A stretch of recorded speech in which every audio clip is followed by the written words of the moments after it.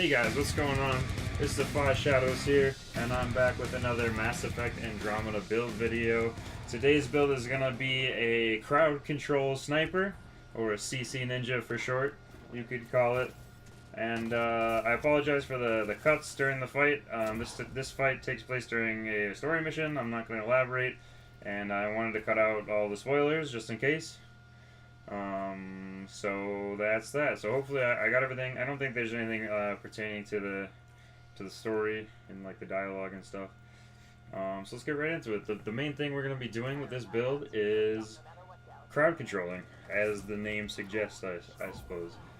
So we took duration on pull, I took radius on throw, and cooldown on throw as opposed to damage. And what we're really going to be trying to do is throw one red bar enemy and pull another red bar enemy and get those guys in the air, and then pull lasts long enough to where I can pull a second target before the first one falls down, which is really nice. And what that's kind of going to allow us to do is focus on the big armored and shielded enemies that are all around us. Now there's a couple other things you can do. You can also use throw, of course, the detonate combos, which is useful against big targets. And you can use pull to pull enemies towards you, and we'll get into what the different kinds of things that you can do in just a minute.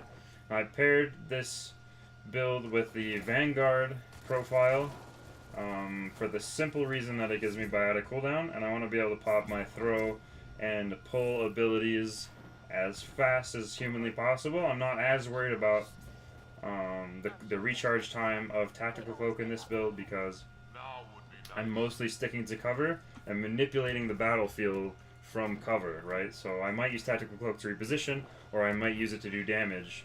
So Tactical Cloak could be used for, reposition, revives. It can be used to set up a good shot or a good combo with your abilities, because you get extra damage, of course. Looks like someone's holding a And so I paired this with the Ishiray sniper rifle, which is just a one-shot sniper rifle. It hits like a truck.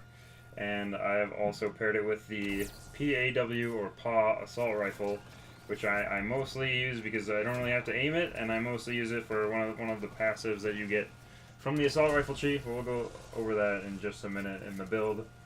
And I mostly just bring that against big targets like Hydras, Destroyers, etc. Things that I can't be bothered to find their weak points, to be honest, or just like their weak points are not easily accessible to me. I will burn them down using the paw and then detonating combos with throw. But basically you can kind of pull enemies towards you and you can throw them right off the map, as you've seen me doing. Throw, pull, you can lift stuff. You can see me, so I can focus on that sharpshooter that was giving me problems. And then you can also pull enemies towards you and detonate combos that way after your teammates set them up. But let's get into the build right now. So starting in the biotic tree, of course, let me just put this random point in there. Anyway, so let's start with throw. The throw, like I said, we went for radius and recharge speed. And the reason for that is I just want to be able to spam it so I can crowd control small things. Pull, I went with duration. And then the versus armor allows me to pull enemies that have, versus shields, sorry, allows me to pull enemies that have shields. As long as the shields are almost down, I can still pull them. So that's really good against, anointed and sharpshooters. And then barrier, pretty standard. It's just damage resistance. It gives me my shields back if I'm almost dead.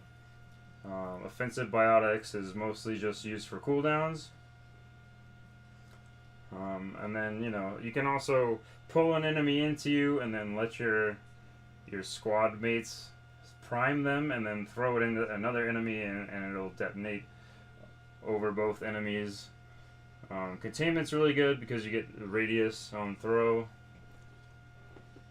And then, of course, recharge time from the other passive is really good, and damage and force.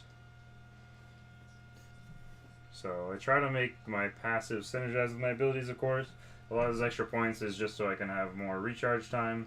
And then really the only thing we're putting in tech for this is Tactical Cloak. And I went just for damage and duration. Duration because if I need to reposition, then I want to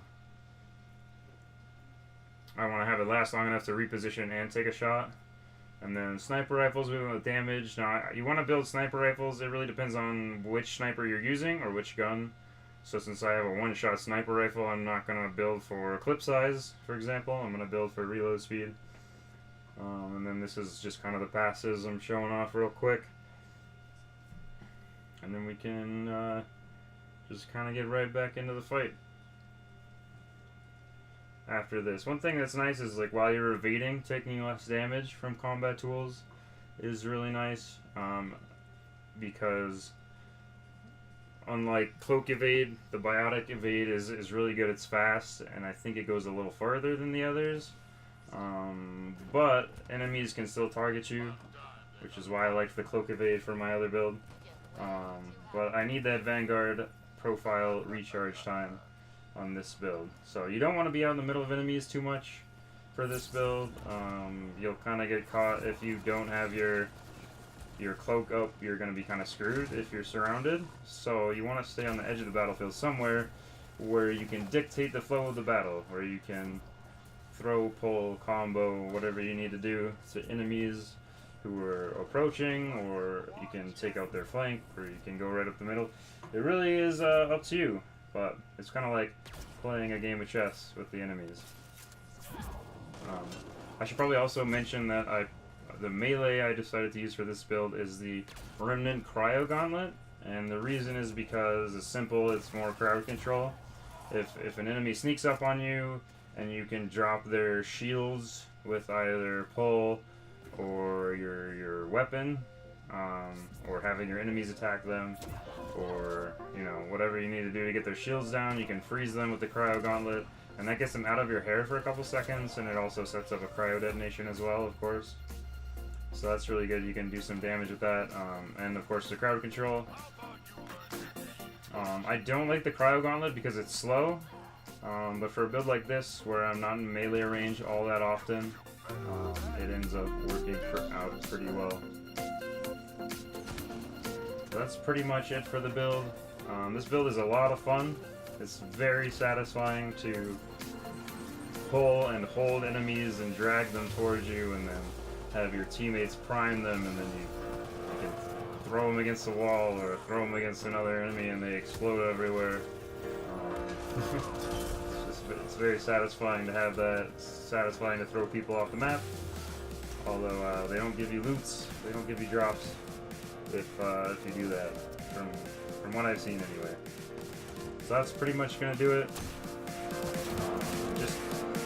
This build is all about lifting people in the air, and so that they can't do anything to you, and causing explosions. Now for big things like Hydras, if I pull out the paw, I did take the perk on assault rifles where giving damage from assault rifles increases damage from everything. And so basically I'll throw to detonate combos in between shooting with the paw to get that damage buff. And that's pretty much how I deal with big targets like Hydras. So that's pretty much going to do it. Thank you guys so much for watching. This build is a lot of fun, like I said. I got other builds in the works. I have so many ideas, and there's so many combinations. But that's going to do it for today. Thanks again for watching, and I'll see you guys in the next one. Bye-bye.